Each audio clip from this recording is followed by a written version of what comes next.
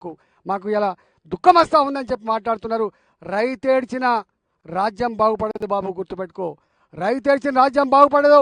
తెలంగాణ రైతాంగం అంతా కూడా మేము కల్వచెర్లో చూసినా, వరంగల్లో చూసినా, జనగామలో చూసినా, ఇవాళ కాటన్లో చూసినా, పెద్దపల్లిలో చూసినా, రేపు మేము నిర్మల్ జిల్లాలో చూసినా కూడా మొత్తం తెలంగాణ వ్యాప్తంగా రైతుల దుఃఖం ఒకే పద్ధతిలో ఉంది. కాబట్టి ఒకటే పద్ధతిలో ఉంది కాబట్టి తెలంగాణ రైతాంగానికి, తెలంగాణ ప్రజలకు నేను వినమ్రంగా శిరస్సు వంచి నమస్కరించి చెప్తా ఉన్నా, డ్రామా ఎవడాడుతున్నాడో గుర్తుపెట్టుకోండి.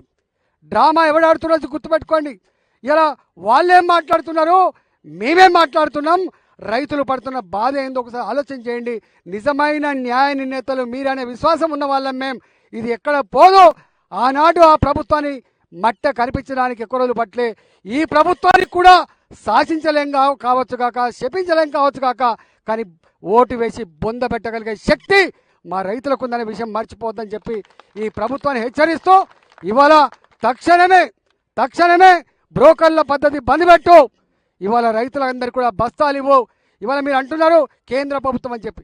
నీకు తెలుసా కేంద్ర ప్రభుత్వం ఏమిస్తుందో? రైతులకు చెప్పని దమ్ము లేదు.